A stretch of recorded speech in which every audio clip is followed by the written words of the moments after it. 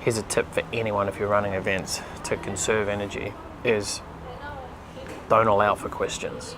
Because everyone has their own agenda, right? People go to events, and if you give them permission to ask questions, they're going to ask any question they want because they have a loop in their head that's not closed. They need it closed. If you're ever running events, just be cautious on setting the expectations of people asking questions. Because what will happen as well, and this happened for me at the very start, when someone asked a question and I didn't know the answer, I felt like I had to know the answer, or I felt like I had to have a solution to it, which is not the case. Someone once told me that, if you don't know, just say, look, I don't have an answer for that, and move on.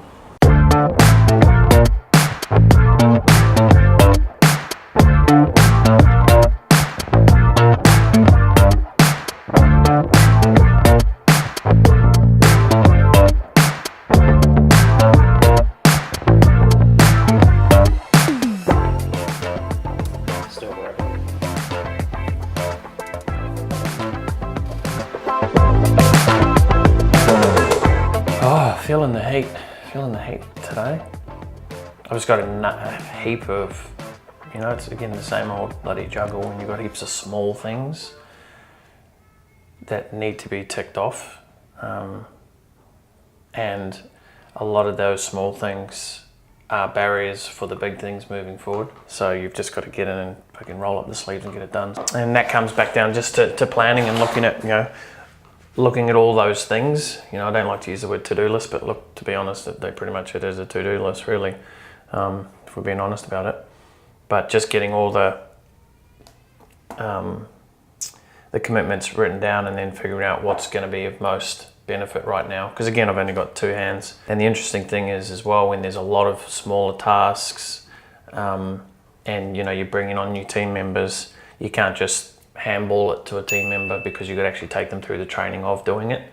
So it, again, becomes a little bit of a slower process, but the more time and effort you put in at the start, the easier it is to start handballing and, delegating tasks in the future. So. Even Emily's brand new iMac in there.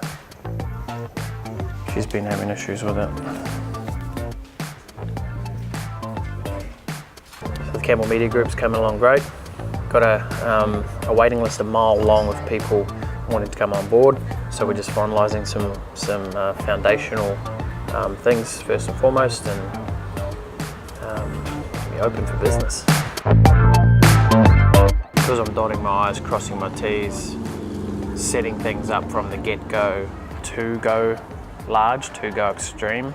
Like when we built our franchise, if I'm being honest here, we went from 1 location to 35 locations in 6 months, and I did not have the framework or the foundation set up for that.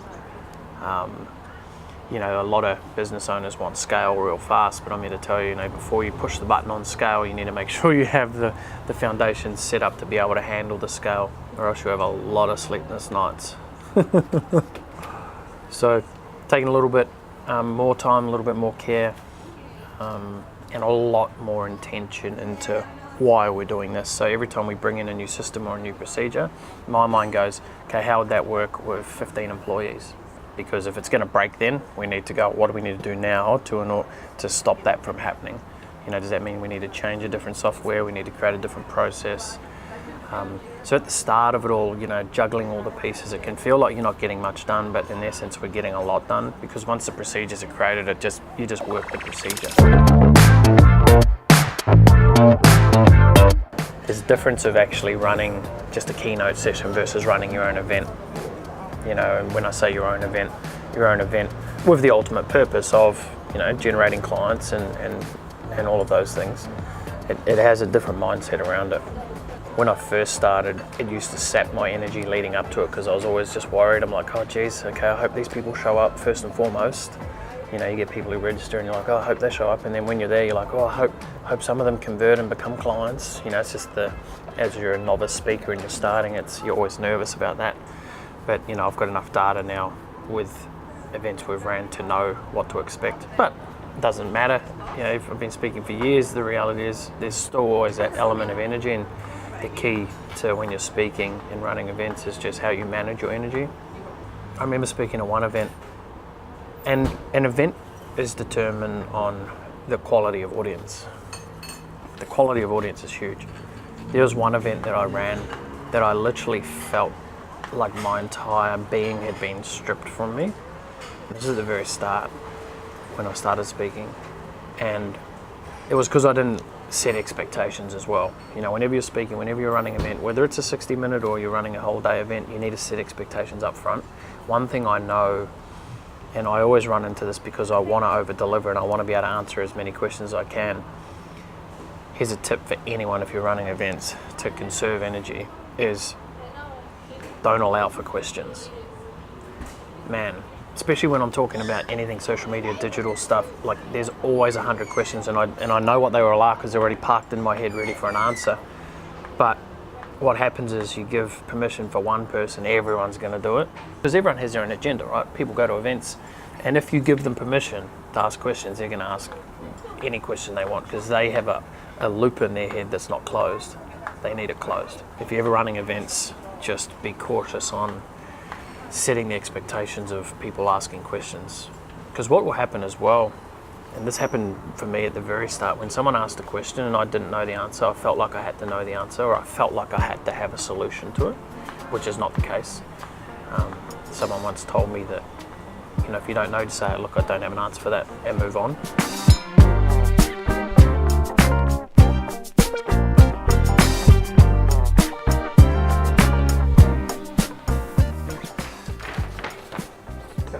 Boomtown.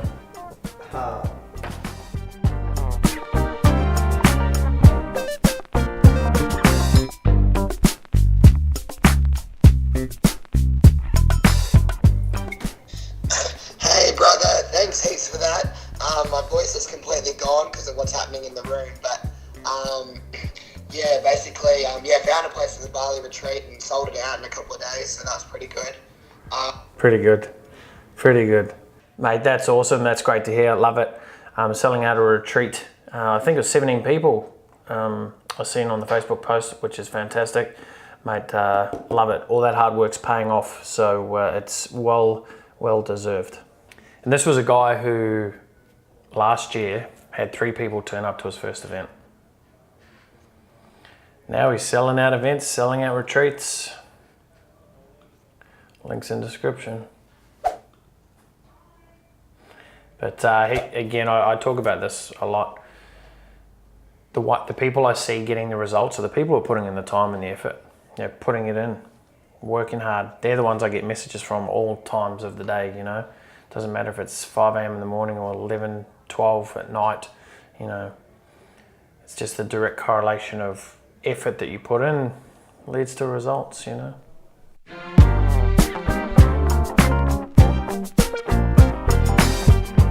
Still in a bit of the training process, you know, sitting down and actually doing things, especially with Chris at the moment, mapping out some things, but we definitely got the new webinar process that we're going to be implementing, so that's cool.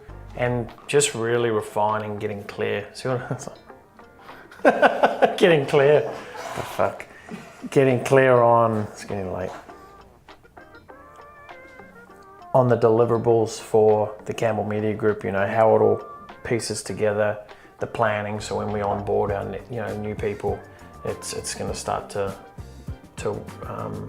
flow. Not like that though, I just said that, it didn't flow. Basically what I'm trying to say is I'm trying to make things easier, but first you got to make them harder. What? Bro, what are you talking about, man? Yeah, just communication channels, things, even the Dropbox, the Google Suites, the Trello, the Google Calendar debates of how are you going to connect and talk, and the Facebook workplaces, and so there's so many different pieces of the puzzle that we can use. We're just going to make sure we're using the right ones, and communicating on the right channels so things don't get missed. When you've got a lot of little pieces, they can easily get missed, and we don't want that to happen. So it's like when you see in Bali, they've got those roofs, those like little timber roofs, and the timber slats are like literally only this big. But if you were just to lay a piece of timber like that over the entire roof, like next to each other, you're going to end up with, like, water will seep through. But the reason why water doesn't seep through when they do it is because they've got a piece like this, but they've got like another 5 layered over top of it, and they're staggered around. So there's no missing pieces there. That's what I'm really trying to say. Nice. Dude, I got shit to do. I'm out. Bye.